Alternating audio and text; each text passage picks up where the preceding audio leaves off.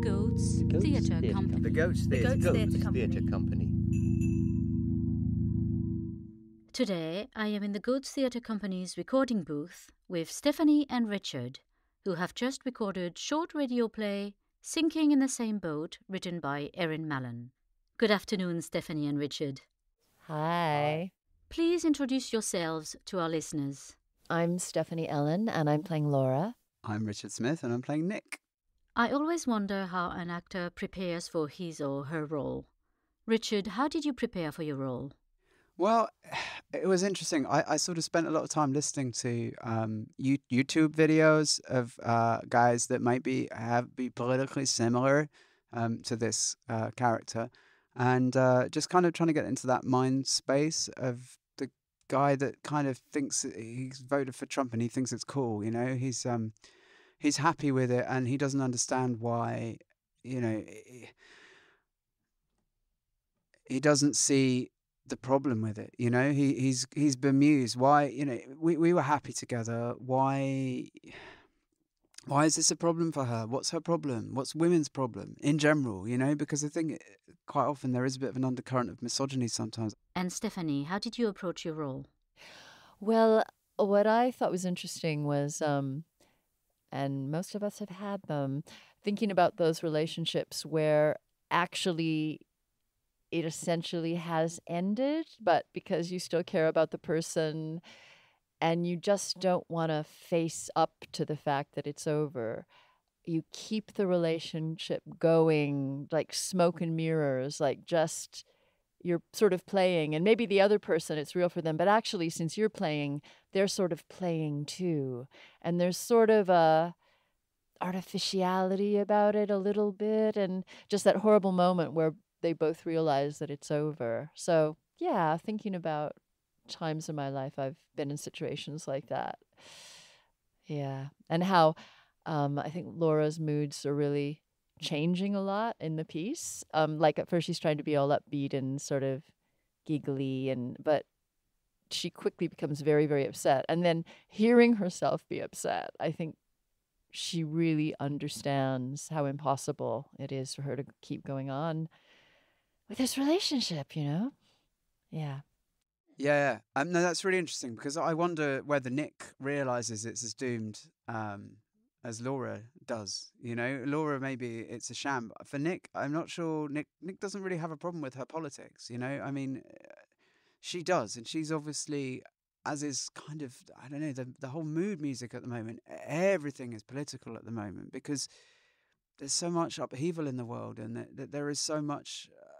There's so much to be cross about in the world. People are getting more and more angry, and but he's not. I mean, he probably is quite angry, but he's not angry with her. You know, he's fine with her.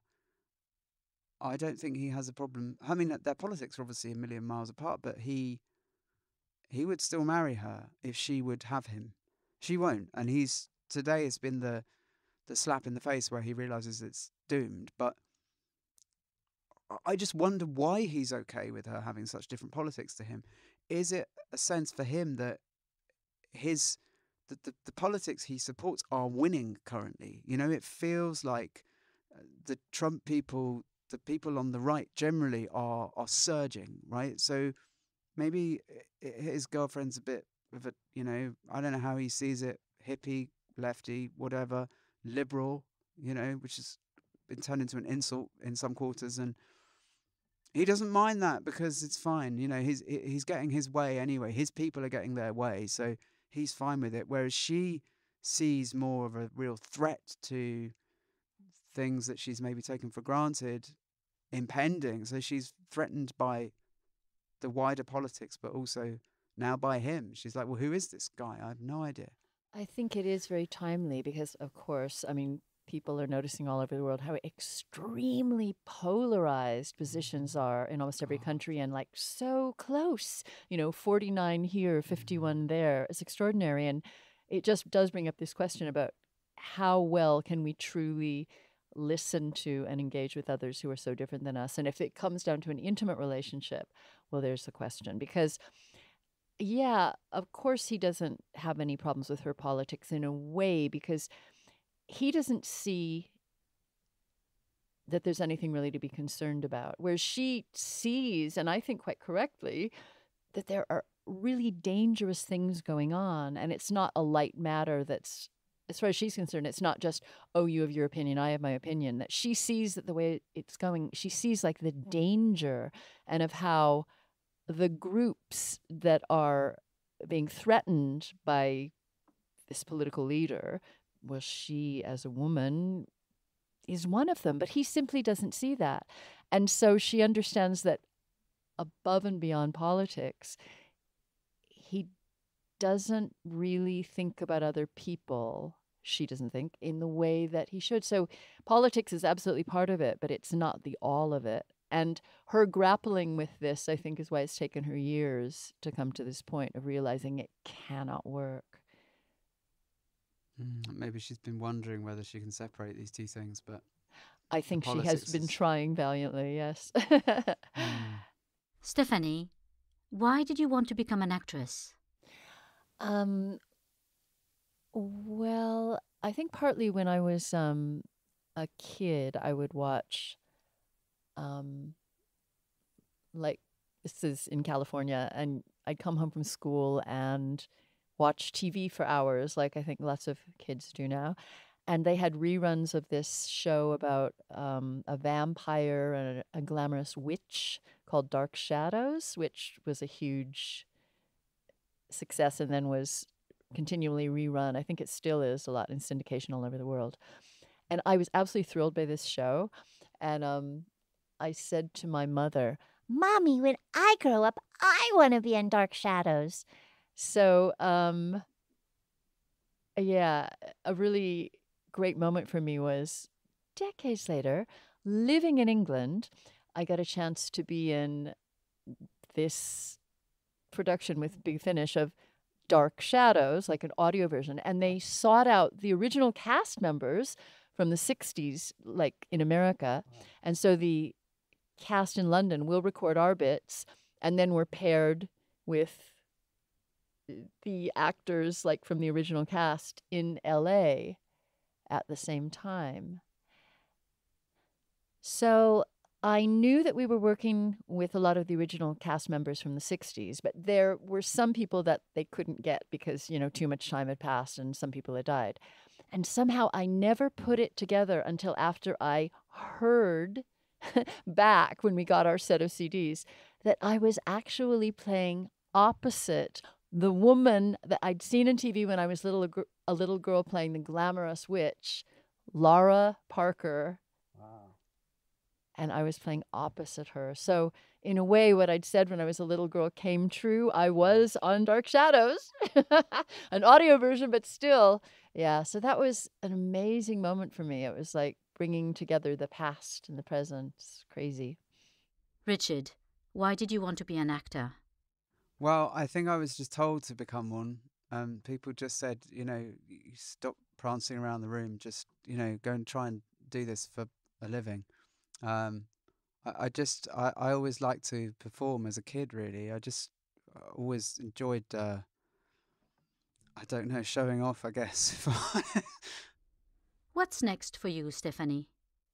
I've been thinking about like different jobs I've done, which sort of lead to the future, thinking about the past. I had this amazing job in this play about the poet Khalil Gibran, written by Nadim Sawalha, and I was working with that show between 2012 and 2016, and we got to travel so many places that somehow I never really thought I would go to. So we went to Jordan, Abu Dhabi, Dubai, Qatar, Oman, and it was extraordinary because our director, our producer, and one of the main actors spoke Arabic, knew lots of people there, and so we got to see a different side of the country than you would if you just went as a tourist, and it really was extraordinary. I really do love those kind of jobs where you actually get to physically travel to another place, which of course you really do in audio work as well, all over the world. without having to buy a ticket. And yeah, I'm reading one of the Booker Prize nominated books at the moment, Duck's Newburyport by Lucy Ellman. And that's fantastic because it's 1,200 pages long. And it's sort of like a James Joyce interior monologue. And it is amazing because the voices in our head are all our voice, aren't they? So it's just the same voice, really. So to be able to like narrate that, and you have to find ways of putting lots of difference and changes in the voice so people can, you know, like listening to it. That's really interesting. And I don't know. I think it's almost hard to plan what you want to do in something like acting because you really are just rolling with whatever you're offered in many ways. And often it's stuff you might not have taken, but actually it turns out to be really wonderful experience, especially if it's something you wouldn't normally have taken. So yeah, I quite like being open to see what's going to come up. Richard, what would be your dream job? I want my dream job would be like National Treasure, but without doing anything to become it. Because like, if you, I don't know, like, yeah. So Richard is radically honest to the point where people end up hating him, I would say. Yeah. Stephanie, Richard, thank you for chatting with us. You can listen to Sinking in the Same Boat on Spreaker, iTunes, Spotify, Stitcher, Castbox, and TuneIn by searching for Play the Goat Podcast Edition. You can also listen to the Goats Theatre Company's plays on SoundCloud and on our Patreon page at www.patreon, that's patreon.com/The Goats Theatre Company, where you can become our patron and support the Goats Theatre Company. The Goats Theatre Company. The Goats Theatre Company.